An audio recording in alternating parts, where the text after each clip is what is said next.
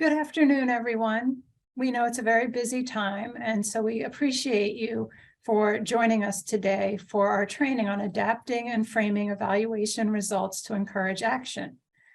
This is being offered as part of HHS's response to the Foundations for Evidence-Based Policymaking Act. As part of our responsibility under that act, we assess department capacity in a range of evidence-building areas. One of the topics that came up as somewhere where we could build capacity is really an interest in knowing how to better communicate our evidence and evaluation findings. So during this session, we will talk about a number of communication approaches for framing our information in ways that really will be useful to folks as well as understandable to them. And we have a number of specific examples from evaluations conducted at HHS that we will be offering to bring extra life to the theories and the basic principles that we're excited to present to you today. By way of housekeeping, I want to remind you that today's webinar is being recorded, and the recording of this webinar and the previous 4 webinars will be soon available on the HHS Strategic Planning Resource Center. When that's available, we will put out the information the same way that we put out the flyers to let you know that the recording is available, the slides are available, and any handouts from this session as well as the other previous sessions. And I believe that the slides for this session have been uploaded into the chat, so you can download those and follow along with the session or refer to them later, of course, and share them as you would like to. And in terms of questions and answers, we will have time at the end for questions and answers.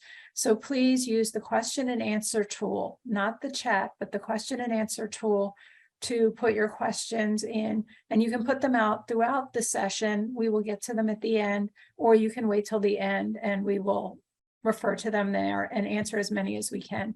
Any that we don't get to, we will have a frequently asked questions document that we post along with the slides and the recording. So we will be able to either provide fuller answers to questions that we were able to answer on today's session, or address questions that we may not be able to answer in today's session, if there's not enough time for all of them. I'm very excited to introduce our speaker for today, Lauren Adams. Lauren Adams is a former journalist and has led communication efforts in government, science, and higher education, as well as healthcare for more than 10 years. She regularly leads trainings for researchers on the development of effective communication strategies and co-taught a course on the application of marketing principles to influence behavior at American University. She's a senior director of communications and marketing at AcademyHealth, and she holds a bachelor's degree in journalism from the University of Nebraska in Lincoln and a master's in public communication from the American University. And so please welcome Lauren, and I turn it over to you, Lauren, for your presentation. Excellent. Thank you so much, Susan. And hello to all of you. It looks like we have a nice full Zoom room today. So I'm so pleased to be with all of you and just echo Susan's thanks. I know this is an incredibly busy time of year for everyone. So thank you for taking some time out of your schedules to be with us today. We've got some kind of fun interactive elements in today's presentation. We're going to be using Zoom polls. As Susan mentioned, we'll have a question and answer period at the end. So I'm really hoping that this will serve as hopefully a pleasant break in your workday as we focus on this really important topic of adapting and framing evaluation results to encourage action. Susan gave my introduction, so you know a little bit about me. I also wanted to just acknowledge and give my thanks to Dr. Chrissy Hudgens, who is joining me today. She is a social science analyst in the ASPE Office of Science and Data Policy's Division of Evidence Evaluation and Data Policy. And she is going to be sharing some real world examples from her work throughout the presentation to hopefully, as Susan said, really give some life to these theoretical concepts in the real world. So super excited to be with you all today. Let's go ahead and dive right in. So when it comes to communicating evaluation results, what we're really talking about is a planned, intentional, outcome-focused activity that really answers these 5 questions that you see on the slide here. What are you trying to accomplish with the communication effort? Who are you trying to reach? What messages are likely to work with that group of folks? When and where will you engage? And then with what materials and tools? So we're actually going to touch on all 5 of these questions today, but with a special emphasis on these 3 important topic areas: audiences, messaging, and channels. So the best communicators really understand these concepts in a very deep way. They think about and understand who their audience is and what those audiences need. They also think about how to craft compelling messages that will resonate with those specific audiences. And finally, they think a lot about the channels by which to reach their audiences with that effective messaging. So we are going to go through each of those topics in order and show how they build on one another. And really, when they're all aligned, that's when you know you're really being an effective communicator.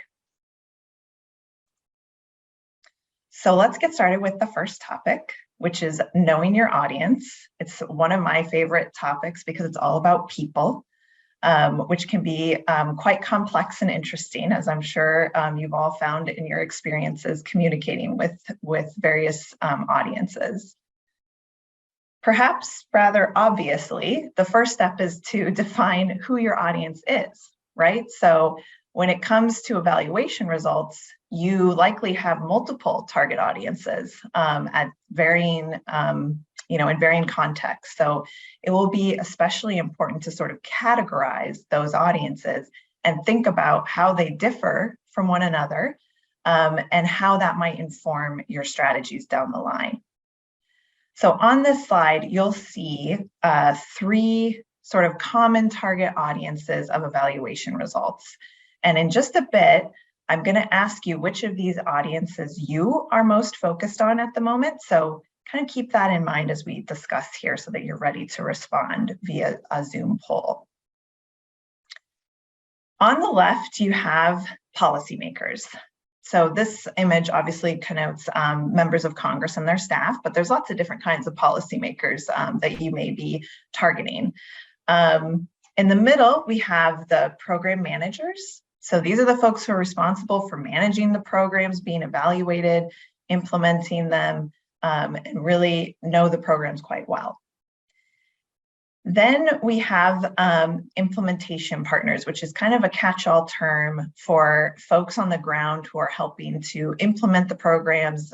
These might be, at the actual sites. So it could be a medical clinic as pictured here, but it might also be, a senior center or a food distribution site or any of those types of places. This group might also include program recipients, depending on the specific program. So as you look at these 3 audiences, you can see why they would need to know about evaluation results, but the level and the type of information that they need would really differ across the various groups. And not only that, but I think the characteristics of each audience group are different and will affect the way that they receive messages and information about evaluations, right? So it's really important to think through those things as you plan out your communications. And on the next slide, I'm going to actually have a Zoom polling question because I'm very interested to know kind of which audiences you all are most focused on. So David, could you launch our first polling question, which is, which of the following audiences are you most focused on? Now, I recognize that you're likely thinking about all of these, but if you had to choose one to focus on today, or that you're currently kind of thinking about, why don't you go ahead and choose that one? We also have an option for other. So if you choose other, it'd be really helpful to drop some other audience examples in the chat, just so we kind of have a sense of who in the room you all are kind of thinking about. Looks like we're getting lots of responses. I'm going to wait 5 more seconds. Okay, perfect. We can go ahead and end the poll. And if you could share the results, that would be great. Thank you, David. So, oh my goodness, we have lots of policymaker focus in the group, which Susan had mentioned to me that was an important audience for you all. It makes perfect sense. A lot of you are thinking about program managers, followed by implementation partners. We didn't have anyone choose other, so we must have had the options pretty much right on. So that's helpful. Thank you. And thank you all for participating. That really helps also during the presentation. We can definitely focus in on those policymaker audiences. So now that we have a sense of which audiences you all are most focused on, let's dig a little bit deeper into the implications of that, sort of prioritization. On this slide, we're really highlighting the importance of determining sort of the purpose of the communication by audience type. So setting outcomes goals for each audience will really help guide your actions and keep you focused as you approach each audience, because no doubt you have a lot of information at your fingertips to share, and kind of being selective about what the purpose is will help you maintain a focus when you're communicating all that dense information to these various audiences. So for each of these sort of prototypical audience groups, I've listed some goals, related to communicating evaluation results. Now, I want to emphasize that these lists are non-exhaustive, right? There may be many other goals that you're considering as you approach communicating evaluation results. In fact, I'd be really interested to hear if you do have other goals that occur to you in communicating evaluation results, and please, feel free to drop that in the chat. I think we could all learn something from the way you are all thinking about your goals. So for policymakers, you may be using evaluation results to build awareness of a program and hopefully kind of garner some support and familiarity with it for future kind of decision points. And that varies when you move to program managers. You can see the goals get quite a bit more granular here. So policymakers may be much broader set of goals, whereas with program managers, you're thinking more about, there's going to be opportunities for learning and improvement in the program, the way that it's managed, the way that it's implemented. And these are the folks you really need to reach to ensure that the recommendations are enacted, that, they have access to this information for future decision making. So that's a little bit more of a granular goal for these folks, which aligns with kind of what they need to know, right? When we think about our implementation partners on the ground, sharing evaluation results can really help you build trust with your implementation partners by being transparent about how the program is doing. There may also be an aspect of, showing respect and commitment to the program, letting them know that, hey, this is important. We're tracking its progress and how it's doing. We want to share that with you to make sure that they have that full partnership. I think there may also be, opportunities for learning and improvement, with the implementation on the ground. So super important purposes of communication there that vary across these audiences. So once you've sort of thought about what you're aiming to get out of the communication, like what your goal is as an evaluator communicator, you really do also need to think about it from their perspective. So it's important to think about what you're trying to get out of the interaction, right? But it's even more important to turn the table and think about what those audiences need and what their goals might be in reviewing evaluation results. So on the next slide, we're going to have another Zoom poll to help us think about how to approach this. And so David, if you could launch that second Zoom poll, there we go. Which is, which of the following questions should you consider about your target audience? And the options are, what is their goal? What is their context? What is their level of knowledge? And how will they use the information? So there's lots of options on this one. I'm going to give you about 10 more seconds. Okay, perfect. We can go ahead and end the poll and share the results. All right. So the correct answer is all of the above, which may seem like a lot, but we're going to go through some of those and talk about how to think about them. I like the fact that the other two most popular options picked were the goal and how they will use the information, which are quite related, actually, if you think about that, and definitely very one of the foremost things you need to think about. So we'll go ahead and stop sharing those results and we'll move on to the next slide. So really the best communicators are finding out answers to all these questions listed on the slide. And then they're using the answers to those questions to tailor their efforts with each audience. They're thinking, what do policymakers care about? What do they need to achieve their broader goals? What are their legislative priorities? How are they thinking? Are they up for re-election? What's going on in their district? What is the culture and the context that they're coming from? With implementation partners, you might be thinking about the culture of the community that they're in, or the sort of organizational culture and context that they're working within. Is it a very top-down organization? How is that affecting their ability to implement a program? What do they know? And what information do they need?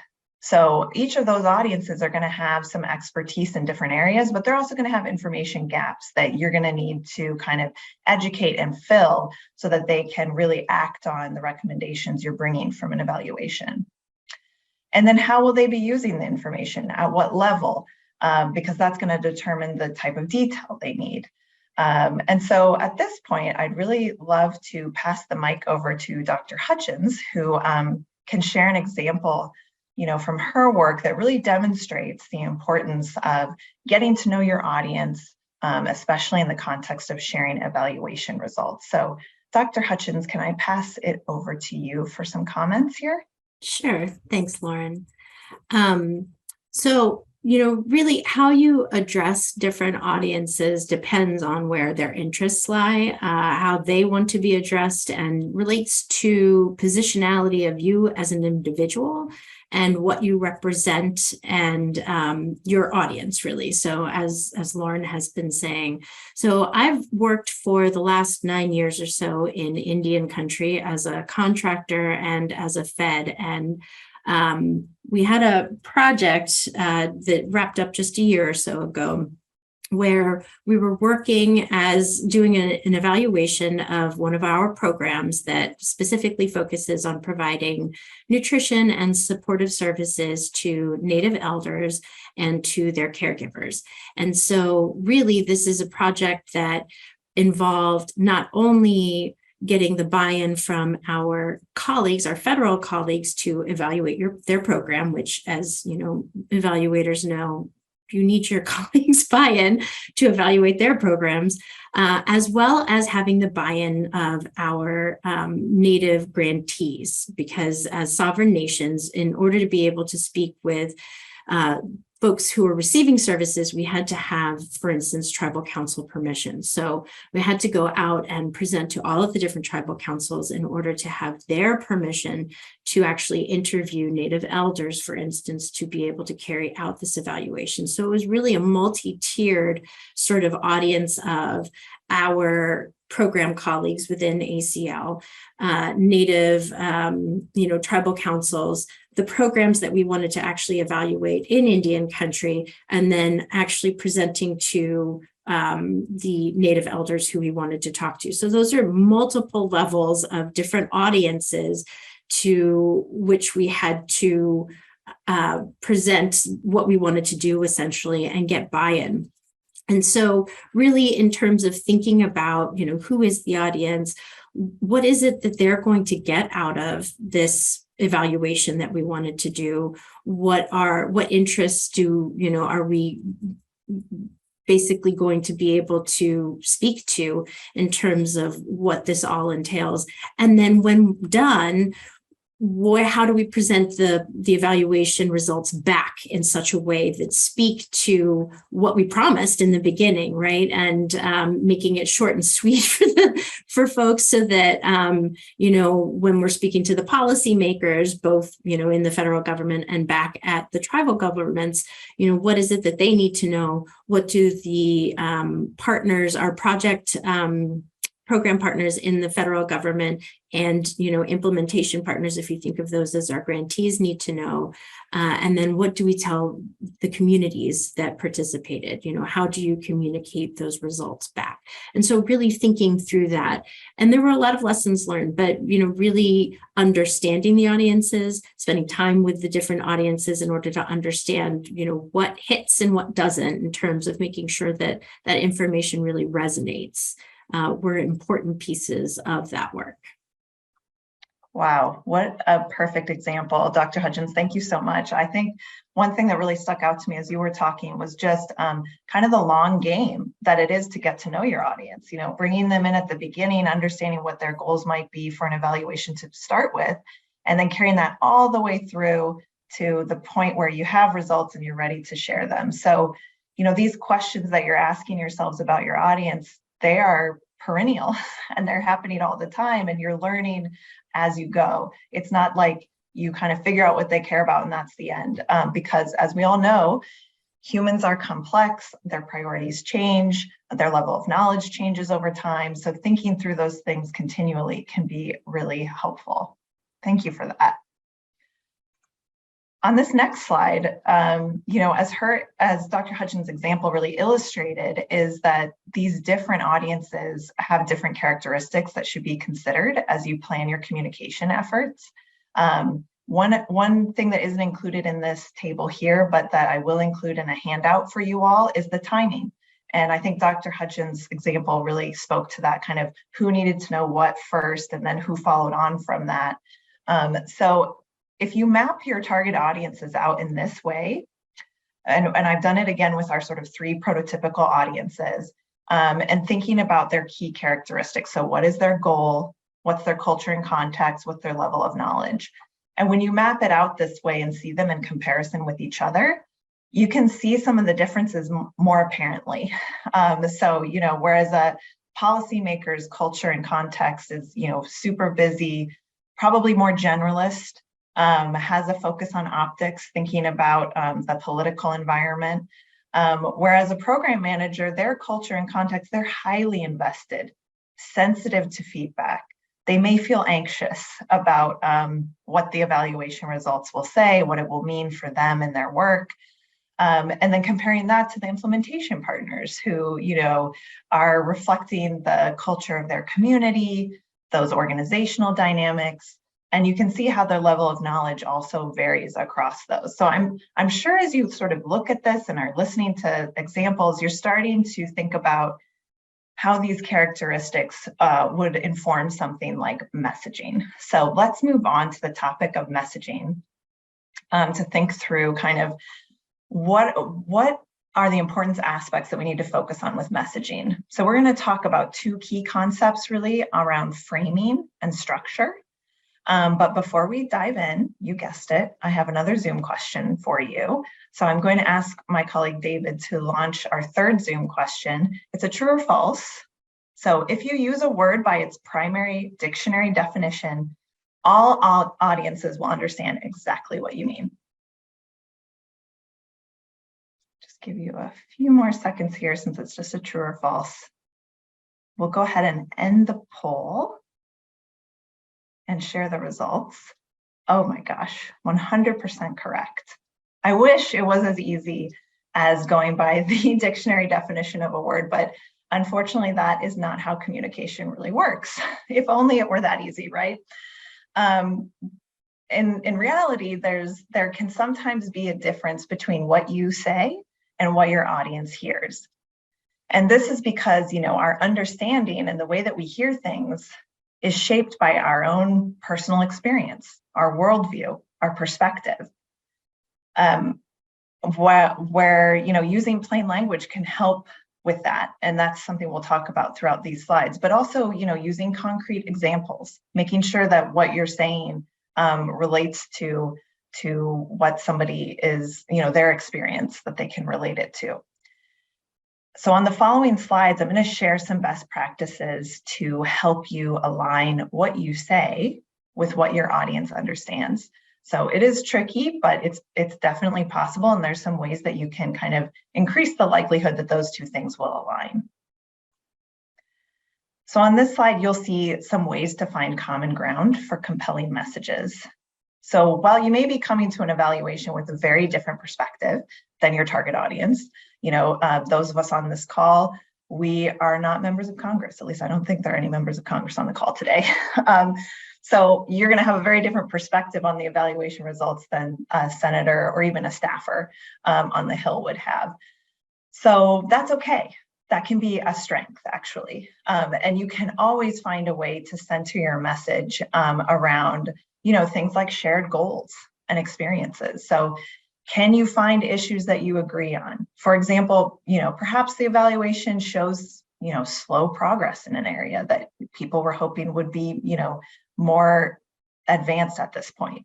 Can you agree with the program manager that, there's a lot of reasons why that might be happening and acknowledge that there may be some things outside the project manager's direct control that may be, related to this. I think even simply acknowledging that can make a world of difference in how someone hears you.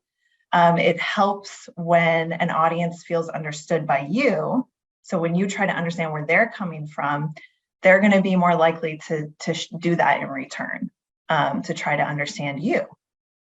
And really the last bullet here about minding your words is where the importance of that plain language comes in.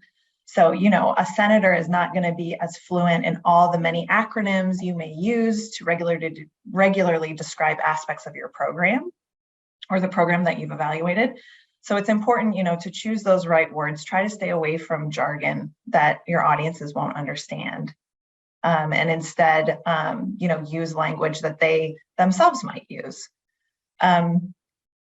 You also need to, beyond kind of that dictionary definition or the acronym example, you may also need to think about framing words. So for example, instead of like on a slide having all the weaknesses of a program or all the challenges or the negative results, could you reframe it to focus on opportunities? Just that slight change in frame can really make a big difference to your audience. It sets them up to feel more positive, like, we're moving forward, that all hope is not lost. There's still ways we can make this work. And I think that really gets to the quote on this slide where it says, it takes two to be understood, not just speaking clearly, but speaking in a way that you can be understood. And that way that you speak varies by audience. So that's why it's so important, as we talked about in the last section, to really think about those audiences. So framing is certainly an important aspect to communicating evaluation results, but how do you make sure that your messages sort of hold people's attention, especially when we're talking to audiences who may not be as highly invested in the program? Folks like policymakers or staffers on the Hill who are getting evaluation results from all kinds of different places. How do you kind of make sure that you're holding people's attention? So let's, again, take a quick Zoom poll to see what you all think about this topic. And there is the poll. Which of the following helps make your message stick in the mind of an audience? And there's 4 choices: alliteration, simplicity, lots of data, or peanut butter. I gave you one gimme there, I hope. All right, let's go ahead and end the poll and share those results. All right, yes, simplicity. And we're going to talk more about what we mean by simplicity, because I think sometimes it kind of gets a bad rap. I like that someone chose alliteration. I think that can be very effective and definitely help people remember. So I wouldn't say don't do alliteration. So I'm glad that somebody brought that up too. Great, thank you. Oops, sorry, I think I accidentally shared the results again. We can stop sharing and move on to the next slide. So in addition to simplicity, which I would not equate with sort of dumbing down, but aiming for more of a profound simplicity. And we're going to talk about that a little bit more as the presentation continues. But there's several other ways to make a message memorable to your audiences. So this acrostic, simple, or success is the acrostic, comes from the book Made to Stick by Chip and Dan Heath, where they examined a variety of sort of sticky messages that broke through the jargon and the clutter of today's world and that most people would recognize. And they identified several common characteristics amongst these messages and came up with this list. So simple, unexpected, concrete, credible, emotional, and typically with the use of stories. So I think there's going to be a lot of, it may feel a little bit outside of your comfort zone to think about this when it comes to evaluation results, but when we talk about making evaluation results concrete, the way that you can do that is sometimes through a story, putting a face on the statistics. So our CEO and president of AcademyHealth, she always says, your data makes you credible, but your stories make you memorable. So if there are stories you can tell that reinforce the data, that is a much more sticky way of describing evaluation results, especially to folks who need that kind of high level, this is important, awareness building type of goals like you might have with a policymaker, right?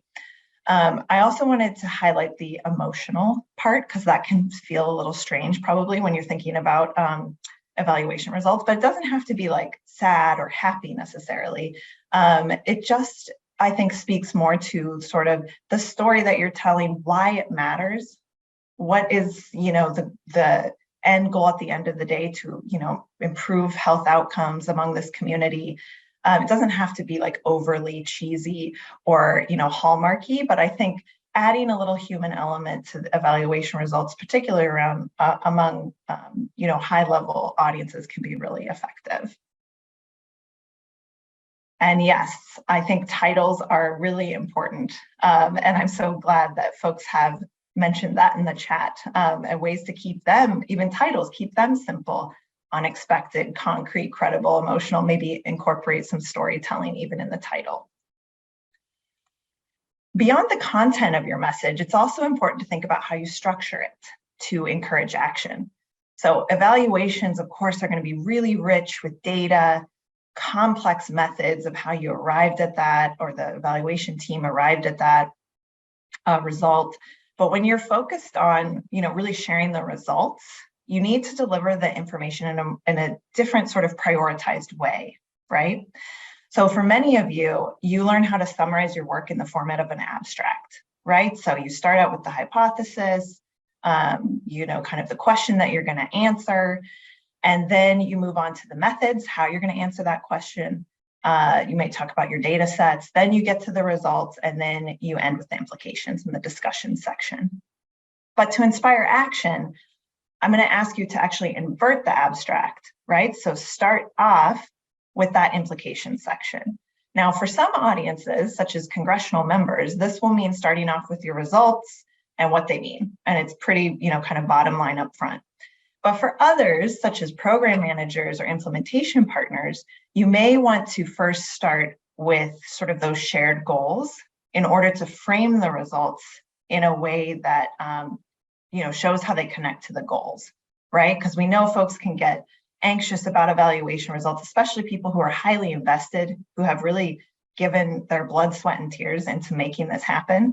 So if you have a difficult result that you need to share with someone, I would recommend kind of framing it a little bit first around the goal that you're all working towards, and then describing, in the evaluation, we found this, which, has implications for our goal. And so there's definitely some opportunity that we uncovered about how we can, get back on track towards meeting these goals. But in any case, I think the methodology will likely be less prominent in your messages. It should definitely appear in your full report, of course, but it's typically not something you're going to need to spend a lot of time on explaining, depending on the audience and what they need to know. So on the next slide, I'm going to give you a tool to help you focus your message. We call this a message Mad Lib because it's sort of a fill in the blank situation. So, and actually my colleague, Kristen Rosengren, who's the Vice President of Strategic Communications here at Academy Health, came up with this, and we use it with researchers all across the field in different contexts. But it starts out with kind of that framing. I'm here today to talk to you about the vision, right? How we're going to meet these shared goals, what we're actually, what the program mission is, and making sure that's up front. So like Dr. Hutchins is saying in the chat, that contextualization of don't forget, this is the vision, this is where we're going. It's important because I know you, Senator, also care about children's health, or I know that in your legislative priorities, the health and wellness of seniors in rural areas in your home state of Nebraska is something that you're really passionate about. So the important part is not why it's important to you, but why it's important to the audience. Right? So that's where that audience, profiling and thoughtfulness comes in. The evaluation results show that, and then that's where you insert your top line message, which will vary depending on who you're speaking with. Let me give you an example. Here's where you can kind of bring those numbers alive, like Dr. Hutchins mentioned, by giving a one-sentence story or an important data point. And that's why I'm asking you too. Now this, it could be something as simple as I'm asking you to come to this town hall to hear more about these evaluation results, or that's why I'm asking you to take a look at this full report, or that's why I'm asking you to really prioritize these recommendations and the implementation of the program in the coming year.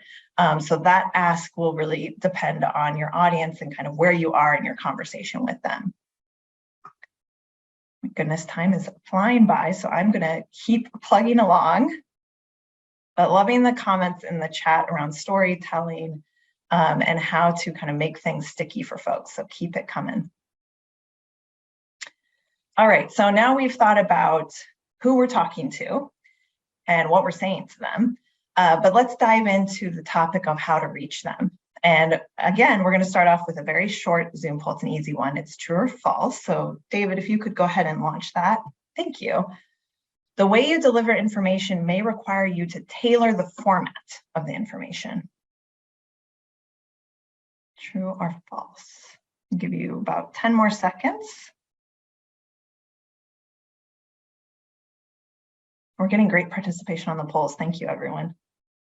All right, we can go ahead and end that poll and share the results, which show that we have a lot of very smart people in the room who know that, yes, we definitely need to tailor the format of information based on how you're delivering it. And we're going to talk through that a little bit in this section. So when we're thinking about these kind of supporting materials around different channels, and when I talk about channels, I'm really just talking about that method by which the information travels from you to the audience. And I picked 3 channels that we can talk about today. So that may be in a live meeting where it's either, in person or it's over Zoom. It might be public speaking, maybe at a town hall or a briefing that you're giving to decision makers. It might also be through written materials that may appear sort of electronically and with interactive elements. So I don't want you to just think of like straight up written reports when we talk about written materials.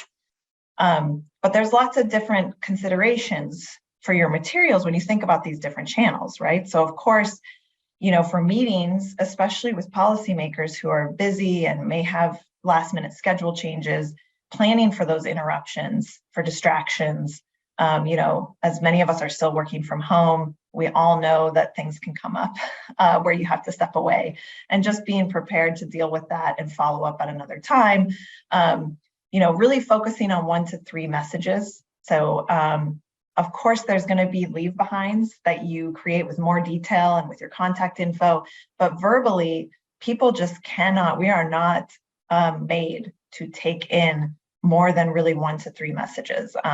So that's going to require some editing and prioritization on your part.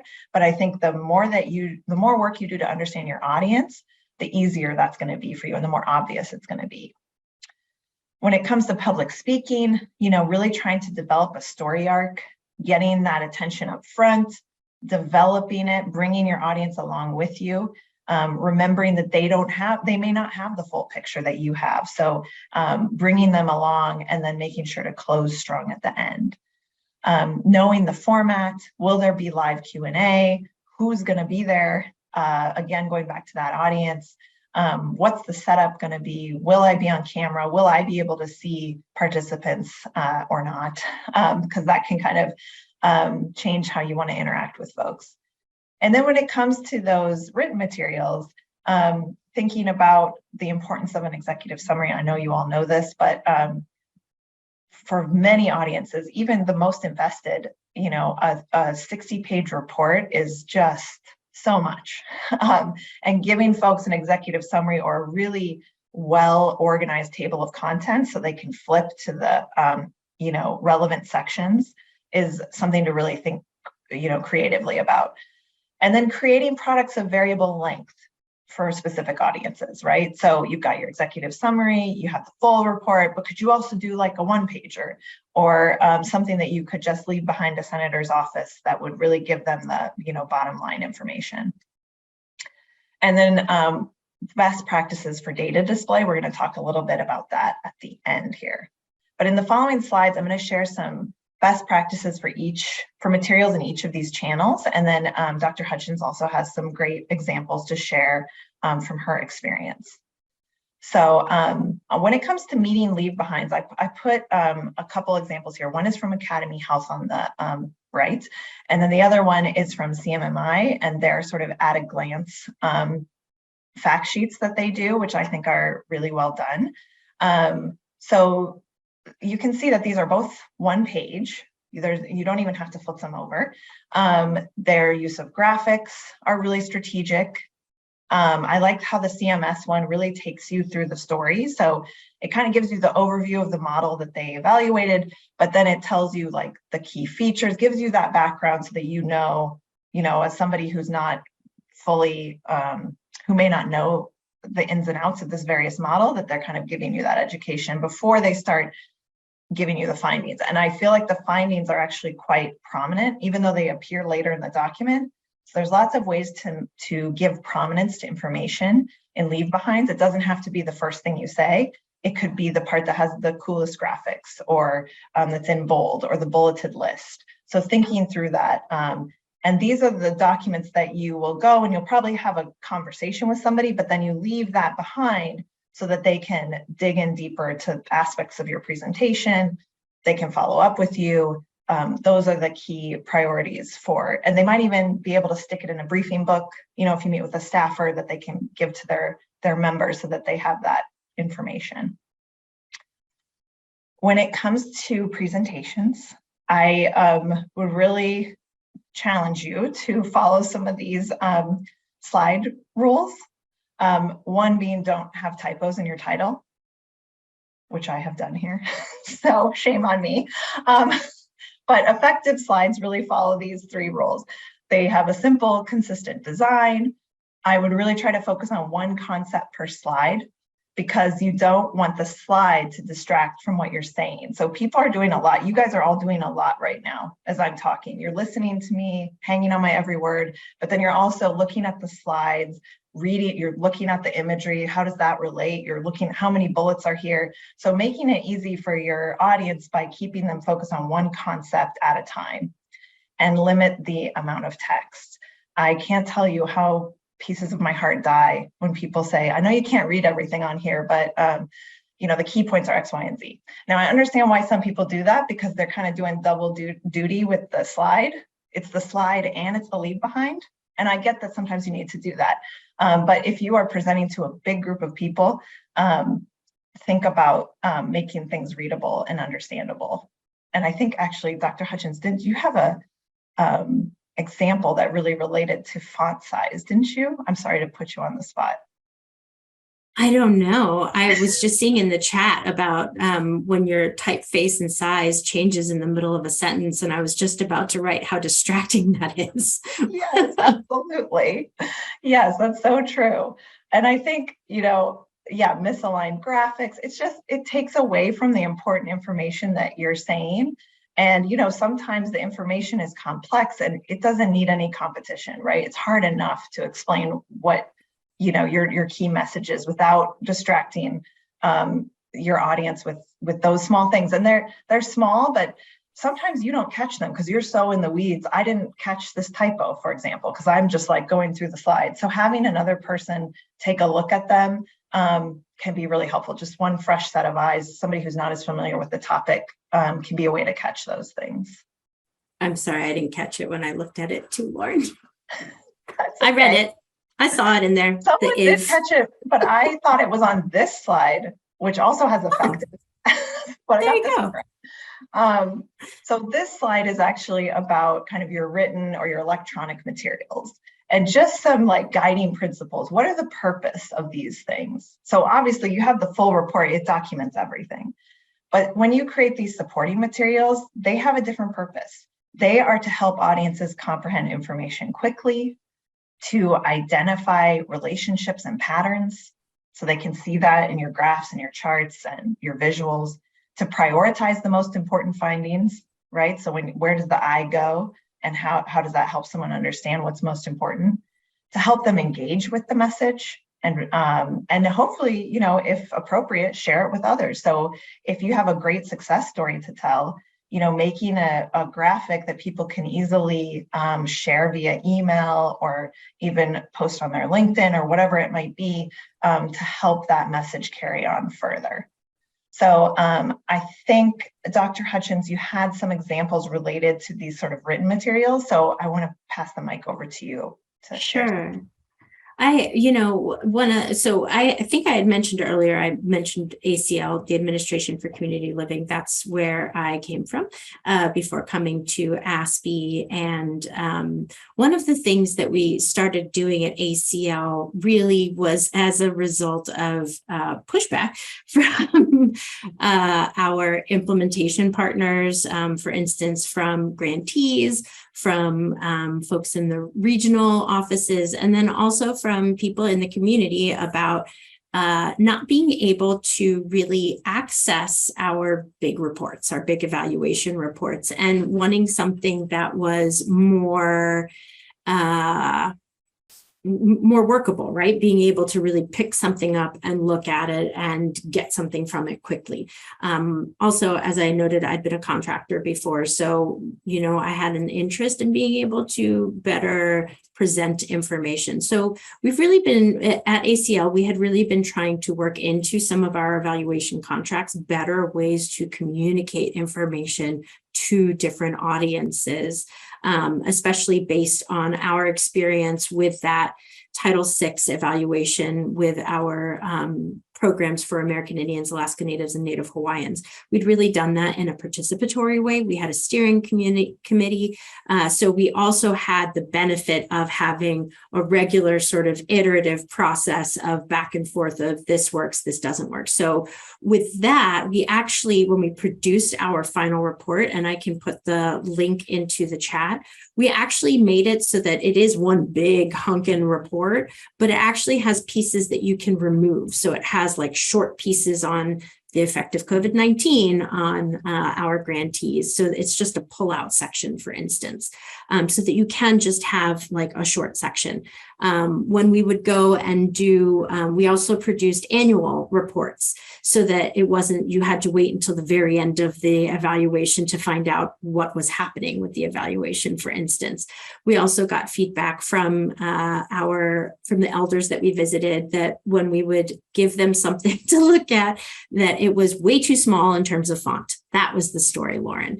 And so they made us print it out in like 14 size font and really large. So for instance, those were some of the things that we did in order to make it so that it was easier. Additionally, and this actually, sorry, Lauren, goes a little bit into the next slide, in terms of aligning materials with audiences, and gets into, having things like fact sheets or having takeaways. Again, with ACL, we did a study where we produced not only the full report, but we then produced a summary report.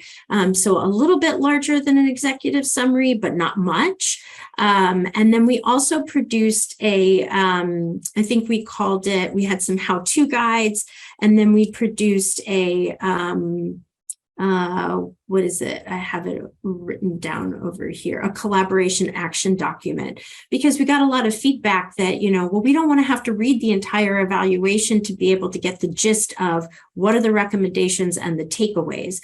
So instead of just producing the evaluation, which, has the methods and all of that great stuff, and people do want to see that, but we started really pulling out sections of, here's the takeaway, here's the how-to, this is what we say, are the sort of recommended takeaways that folks can do for the implementation partners, and really focusing on the different audiences and what they might want to be able to take away from the full evaluation report. And then, of course, having everything together with the methods at the end for the nerds who really want to know how we did it. Back to you, Lauren. Absolutely. That's a great examples. And I think you spoke well to this whole slide around aligning materials with your audience. So I'm going to just go ahead and move ahead. I'm going to skip this polling question because I want to get to some questions that are listed in the Q&A. And just wanted to share one last thing around best practices for charts and graphs and, displaying your data. Remember that the most effective ones make it as easy as possible for your audience, right? So choosing that the type of data to include, how much you include, so that people aren't taking in too much, similar to the concepts we talked about on slides. So choosing your type carefully. For example, line graphs usually are best for showing progress over time and not making your visual do too much. And here's where that profound simplicity comes back in. So I'm going to show you this example. While there's things about this that I would definitely change, I do think it helps illustrate the effectiveness of simplicity. So without any words, viewers can relatively quickly understand the key messages of this graph, which is older people are likely to read news via newspapers, while younger people are likely to get their information via their phone. And you can imagine there's a lot of other things that they looked at, but they've chosen to focus on this, and it's really effective to just look at and understand. So these are my last conclusions. I'm just going to leave this up while we go into the questions. They are just what we talked about today, the importance of audience characteristics, strategic framing, and supporting materials. But I did see there was a question in the chat about good resources to help make sure presentations are culturally appropriate and most effective for specific demographic audiences. So I wonder, Dr. Hutchins, in your work, with the tribes or other audiences, if you have some resources to share on that? That's a really good question, and I think a tricky one. I think, for working in Indian country, anybody will tell you that if you've worked with one tribe, you've worked with one tribe. So really, I would say the best way, I'm a cultural anthropologist by training, so I'm going to give you like a non-answer answer, which is that, if you want to know how to best work with a community, you should ask the community, how they think it would be, best to sort of present information, and, what they think the, your best options are for sharing information and communicating. That would be my non-answer answer, but I think it really is the best one. But I'm sure that there are things out there. There are a couple of, I'll find them and I'll put them in the chat. I'm happy to do that and to share afterwards. There's some really great stuff about, working in participatory ways with communities to sort of, start that conversation and find best ways of really finding high value communication strategies in that sense. But that's my sort of go-to answer. Just ask. Yeah, absolutely. That seems to be the best go right to the source. But we can certainly look for some more resources to share with you. And I have a list of resources in my slides that you will all have going forward. We do only have 4 minutes left in our time together. So Susan, I wanted to check in with you to see if you'd like to wrap us up. Yes, thank you. And we do have a couple of other questions, but we will respond in the questions and answers that come out after this session. Because as Christy and Lauren mentioned, good resources to help make presentations. There's a lot that we can put in there, and we could just scratch the surface of it just now. And there's a question about sharing how to craft an effective story about results, or share an example of a story that worked well in a real evaluation. And while we don't have time to answer that now, we can put that in the questions and answers that we post when we post the recordings and the slides and those types of things. We want to be very responsive. But I do want to thank Dr. Hudgens and Ms. Adams for being here today and for presenting a lot of good information. We do have a poll, a survey, because as evaluators, we want to know that we're doing a good job. So the webinar evaluation is up. We really appreciate you letting us know what you liked, what you didn't like, so that we can, as we move forward with more of these, we can improve them as we go along. But thank you everyone for participating. We will let you know when the materials are posted, and the questions that we couldn't get to from the questions and answers today, we will definitely post those. And so we do have a minute or two left. So I don't know if Kristen or Lauren, either of you would like to tackle that second question. Could you share how to craft an effective story about results, or share an example of a story that worked well in real evaluation, knowing that we will expand on that when we post the materials from the session? Dr. Hutchins, if you don't have one top of mind, I'll just say that sometimes if it doesn't have to be a full-on story, it could be like a testimonial, for example. It could be a quote. To just give a little human interest to your evaluation results. It might also be a story in the sense where you kind of frame the evaluation results around, this was the beginning of our journey, what we were trying to do, this is what happened, and this is how it ended. So kind of storytelling in that way. But of course, if you have like a program recipient story about how this program made a difference in their lives, I think that's phenomenal. But I know that that's often can be tricky to come across and frame correctly. So that would be some thoughts on that. I would echo, the same kind of thing. I think that I'm a big fan of mixed methods. I'm a qualitative methodologist by training, so I have a tendency to lean that way. But I think that whenever you can, as we'd sort of been discussing in the chat, whenever you can contextualize findings by providing a story, and Lauren, as you had shared in some of your earlier slides, really being able to tell the story that goes along with the findings is always the most impactful, and I think really stays with people in general. The only thing I would add to that is going back to the beginning of the presentation of knowing our audience. If you know your audience, if you've really invested in them and with them over time, you'll have a better sense of what stories will resonate with them. And so that really sets the stage for picking the best, most illustrative, most meaningful stories. But it is 1:30. So again, thank you both for your presentation. We appreciate your time and your expertise, and thank everyone in the audience for joining us, and have a good rest of the day. Thank you all. Thank you.